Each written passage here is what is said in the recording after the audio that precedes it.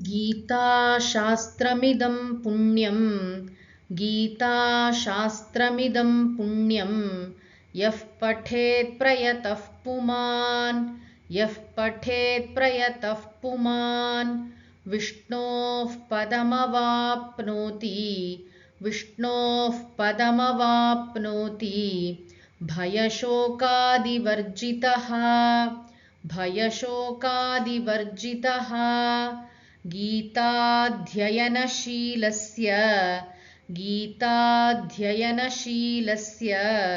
प्राणायामपरस्य च नैव सन्ति हि पापानि पूर्वजन्मकृतानि च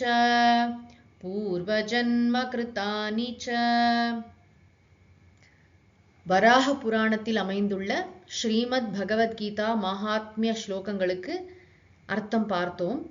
கீதா பிரஸ் நூல்ல அந்த புஸ்தகத்துல சில ஸ்லோகங்கள் கொடுக்கப்பட்டிருக்கும். அதையும் சேர்த்து நாம் பாராயணம் செய்வது வழக்கம். அந்த ஸ்லோகங்களுக்கும் பொருள் பார்த்துவிட்டு அதன் பிறகு நாம் தியான ஸ்லோகம், பகவத்கீதை முதல் அத்தியாயம் அப்படி தொடர்ந்து நாம் படிக்கலாம். இந்த ஸ்லோகத்துல என்ன சொல்லப்பட்டிருக்கு அப்படின்னா, இந்த கீதா சாஸ்திரத்தை எந்த மனிதன் எந்த மனிதன் இந்த இதம் கீதா சாஸ்திரம் புண்ணியம் கீதா சாஸ்திரம் புண்ணியத்தை அருளக்கூடிய இந்த கீதா சாஸ்திரத்தை யார் முயற்சியுடன் படிக்கிறானோ, எந்த மனிதன் புமான் எந்த மனிதன் முயற்சியுடன் பிரயதா பட்டேத், அவன் என்ன செய்கிறானா, விஷ்ணோஹோ பதம் அவாப்னோதி, விஷ்ணுவினுடைய திருவடிகளை அடைகிறான், அமைதியான ஆனந்தத்தை உணர்கிறான். நேற்றே பார்த்தோம், வைகுண்டத்தை அடைகிறான். முன்பு ஒரு ஸ்லோகத்துல பார்த்தோம். விஷ்ணுவின் பதம் என்பது நம்முடைய உண்மையான ஸ்வரூபமாகிய மோக்ஷம், அமைதியான ஆனந்தம், இடைவிடா நிறைவுணர்வு, அதை அடைகிறான். அது மட்டும் இல்ல, ரொம்ப முக்கியமா பயசோகாதி வர்ஜிதக, அவன் மனசிலிருந்து அச்சம் என்பது முற்றிலுமாக நீங்குகிறது. கவலையின் சுவடு கூட அவனிடத்தில் இல்லை. துன்பம் அப்படிங்கிறதுனா என்னன்னு கூட அவனுக்கு தெரியாத அளவுக்கு அவ்வளவு நிறைவாக அவன் இருக்கிறான். ஏன்னா அந்த வாழ்க்கையோட உண்மை அவனுக்கு புரிந்து விடுகிறது. இந்த பயம் நீங்குதல்ங்கிறது எவ்வளவு பெரிய ஸ்டெப். நம்ம வாழ்க்கையில ஒரு கணமும் பயந்து பயந்து பயந்து இப்படி ஆயிடுமோ அப்படி ஆயிடுமோன்னு பயத்திலிருந்து விடுதலை என்பது ஒரு பெரிய விஷயம். அது கீதா சாஸ்திரம் தான் நமக்கு தர முடியும். உபனிஷதங்கள் சொல்லும், யார் ஒருவன் தனக்கு இரண்டாவதாக இன்னொரு பொருள் இருக்குன்னு நினைக்கிறானோ அப்பொழுது பயம் தவிர்க்க முடியாததாகிவிடும். சாஸ்திரம் என்ன சொல்கிறது, எங்கும் நீக்கமர நிறைந்த ஒரே மெய்ப்பொருள் பரம்பொருள் நீயே, உனக்கு அந்நியமாக ஒன்றுமே இல்லை அப்படிங்கிற ஞானத்துல நம்மளை நிலைபெறு செய்யும் பொழுது பயத்துக்கு இடமே கிடையாது. சோகம், கவலை, துயரம், துன்பத்துக்குள்ள பேச்சே கிடையாது. இவன் எப்பொழுதுமே ஆனந்தமாக இருப்பான் அப்படின்னு அர்த்தம். அடுத்த ஸ்லோகம் சொல்கிறது, பிராணாயாமத்துடன் யாரு கீதையை அத்தியனம் செய்கிறானோ, யார் படிக்கிறானோ, ரொம்ப முக்கியமா பிராணாயாமத்துடன் செய்ய வேண்டும் என்பது தெரிகிறது. இது குரு கிட்ட முறைப்படி பிராணாயாமம் எப்படி செய்வது என்று தெரிந்து கொண்டு நாம் செய்தால் மனசுக்கு சிறந்த ஒரு ஃபோக்கஸ், ஒருமுகப்பாடு கிடைக்கும். இந்த பாராயணம் செய்தாலும் சரி, அர்த்தத்தை அனுசந்தானம் செய்தாலும் சரி, மனசு நன்றாக அதில் குவியும். அதற்கு தான் பிராணாயாமம்.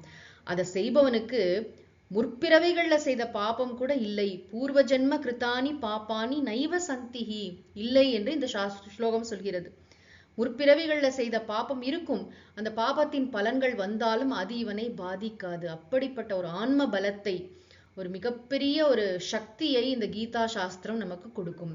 என்ன செய்யணும்னா, நம்முடைய வேலை ஒன்றே ஒன்றுதான், கீதையை தொடர்ந்து படித்து கொண்டே இருக்க வேண்டும். என்ன ஆனாலும் சரி, ஒவ்வொரு நாளும் நம்ம விடாம குளிக்கிறோம், சாப்பிடுறோம், இந்த மாதிரி தினசரி கடமைகளை செய்யறோம். இந்த கீதை என்பது நம் வாழ்க்கையின் ஒரு அங்கமாகிவிட வேண்டும். கீதையில 10 ஸ்லோகமாவது படிப்பேன், ஒரு அத்தியாயமாவது பாராயணம் செய்வேன், 4 ஸ்லோகங்களுக்காவது பொருள் தெரிந்து கொள்வேன், அதை நினைப்பேன்.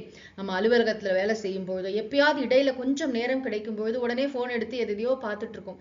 கொஞ்ச நேரம் இன்னைக்கு காலையில என்ன கீத ஸ்லோகம் படிச்சோம், அதோட அர்த்தம் என்னது, அது என்னுடைய வாழ்க்கைக்கு எப்படி பயன்படும், நான் எப்படி இந்த விஷயத்தை புரிந்து கொள்ள வேண்டும், இதை எப்படி நடைமுறைப்படுத்த வேண்டும். ஏன்னா வாழ்க்கையில நம்ம பல மனிதர்களோட பழகிறோம், பல சூழ்நிலைகளை இருக்கிறோம், பல முடிவுகள் எடுக்க வேண்டியிருக்கு. அப்பெல்லாம் இந்த கீதா சாஸ்திரத்தை மனதில் வைத்துக்கொண்டு நாம் செயல்பட்டோம் என்று சொன்னால் நமக்கு ரொம்ப வாழ்க்கை மிக எளிதாக, ரொம்ப கஷ்டம் இல்லாமல் இந்த பிறவி கடலை நம்மால் தாண்ட முடியும். பயத்திலிருந்து விடுபட்டு வெளியில என்ன சூழ்நிலை மோசமாக இருந்தாலும் ஆழமான மனசுல அந்த ஞானம் நமக்கு அப்படி வேலை செய்யும். அதனால நம்ம அமைதியான ஆனந்தத்தில் எப்பொழுதும் நம்மால் நிலைத்திருக்க முடியும். தொடர்ந்து அடுத்த பகுதியில் காண்போம்.